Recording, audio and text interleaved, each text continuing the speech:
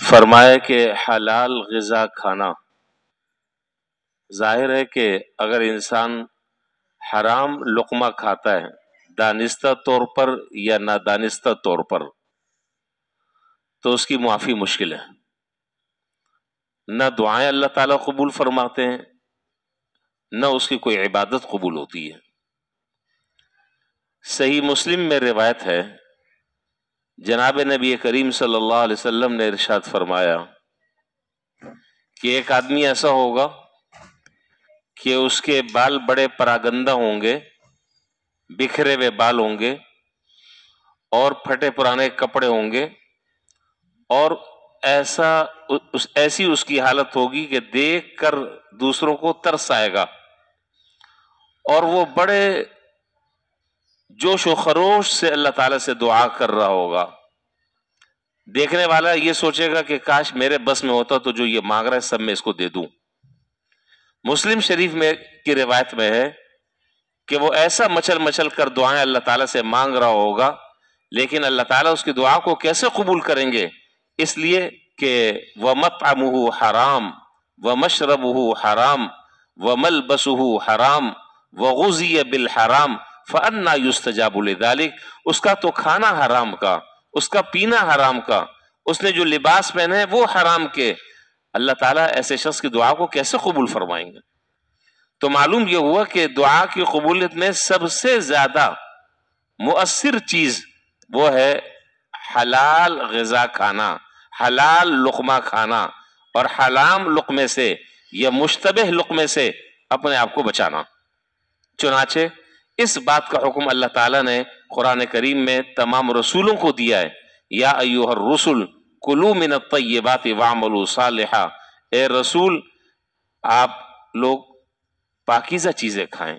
اور اچھے اچھے اعمال کریں۔ تو پتہ یہ چلا کہ اچھے اچھے اعمال کا تعلق حلال طیب کھانے سے ہے۔ جو آدمی حلال طیب نہیں کھائے گا اس سے اچھے اعمال صادر نہیں ہوں گے، اس سے اچھے اعمال نہیں نکلیں گے۔ اچھے اعمال انہی لوگوں سے سرزد ہوتے ہیں اور انہی لوگوں سے نکلتے ہیں جو حلال کو اپنا وتیرہ بناتے ہیں اور اپنا مشغلہ بناتے ہیں۔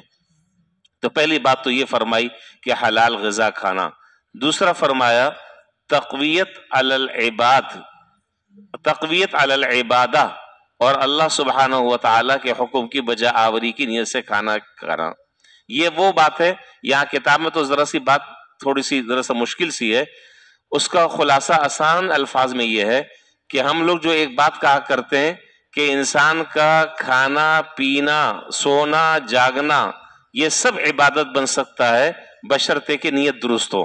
تو یہ کھانا پینا یہ تو انسان اپنی طبعی ضرورت پوری کر رہا ہے، بھائی بھوک لگ رہی ہے تو کھا کر بھوک ختم ہوگی، پیاس لگ رہی ہے پانی یا مشروب پی کر پیاس بجھے گی، لیکن یہ کھانا اور پینا یہ عبادت بن سکتا ہے ایک شرط کے ساتھ، اور وہ شرط یہ ہے کہ آدمی اس کھانے اور پینے میں یہ نیت کرے کہ میں کھا پی کر اللہ تعالیٰ اس کھانے کے ذریعے اور اس پینے کے ذریعے جو طاقت عطا فرمائیں گے اس کو میں اللہ کی عبادت پر خرچ کروں گا، یاد الہی میں صرف کروں گا،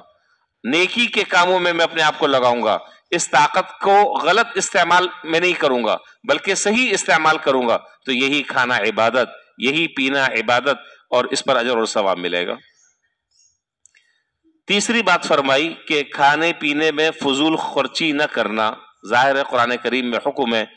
کلوا واشربوا ولا تسرفوا، کھاؤ بھی پیو بھی لیکن اسراف مت کرو، انہ لا یحب المسرفین، اللہ تعالیٰ اسراف کرنے والوں کو پسند نہیں کرتے۔ پیٹ بھرا ہوا ہونے کی حالت میں نہ کھانا، ظاہر ہے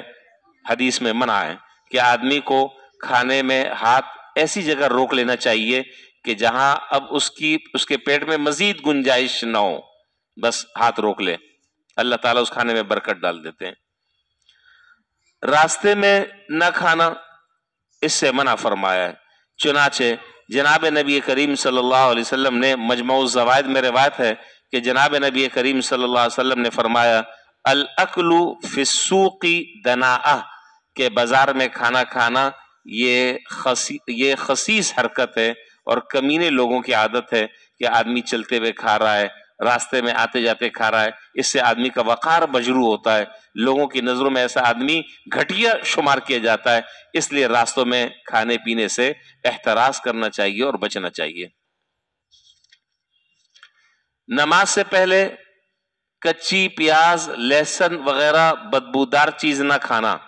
इसमें सिर्फ मसला लहसुन और प्याज का नहीं है, ये जो मावा शावा जो हम मुंह भरकर खाते हैं, मावा और गुटखा, मैनपुरी और खुदा जाने पता नहीं अब तो कितनी चीजें अला बला,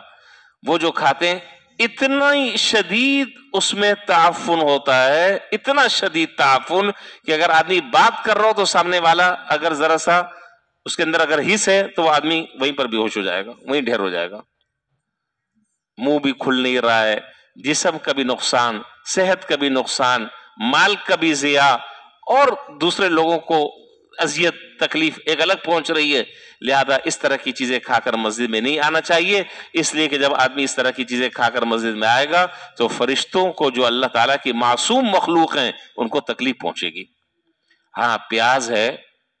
नमाज अगर किसी को खाना है नमाज से पहले खा ले, खाने के बाद अच्छे तरीके से मुंह साफ कर ले, मुंह से बदबू ना आए, लेकिन ताजा ताजा खाकर मस्जिद में आना, इससे फरिश्तों को तकलीफ होती है, मना फरमाया। जुम्मे के दिन जुम्मे की नमाज के बाद खाना खाना और कैलूला करना यह सुन्नत है। जुम्मे के दिन जुम्मे की नमाज के बाद खाना खाना और उसके बाद कुछ देर कैलूला करना सुन्नत है। शाम का खाना तर्क न करना, चाहे चंद खजूरें क्यों ना हो, लेकिन आदमी शाम का खाना न छोड़े, इसलिए कि हदीस में है कि जो आदमी शाम का खाना बिल्कुल नहीं खाएगा उसको बुढ़ापा जल्दी आ पहुंचेगा, और हर आदमी बुढ़ापे से बचना चाहता है। जब बचना चाहता है तो शाम का खाना जो है वो अपने मामूल में शामिल रखना चाहिए, चाहे थोड़ा सा ही क्यों ना हो। सोने चांदी के बर्तन में नहीं खाना चाहिए, ये मना है, इसलिए कि ये बर्तन जो है वो जन्नत में मिलेंगे इंशाअल्लाह, दुनिया में जो है वो मना है। एक साथ मिलकर खाना, एक साथ मिलकर खाना। आज हमारे यहाँ घरों में जो बेबरकती है उसकी वजह यह है कि हर आदमी की प्लेट अलग है, हर आदमी के खाने के औकात अलग हैं, लेकिन अगर इस तरतीब को काबू कर लिया जाए और एक बर्तन में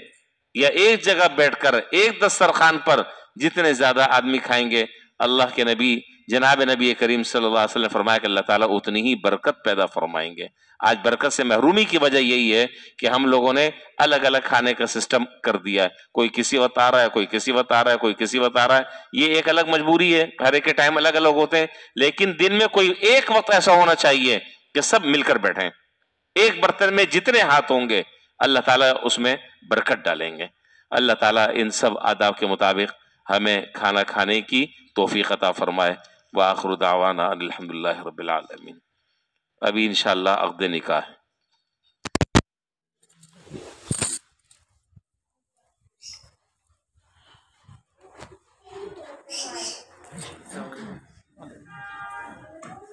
बंद करो।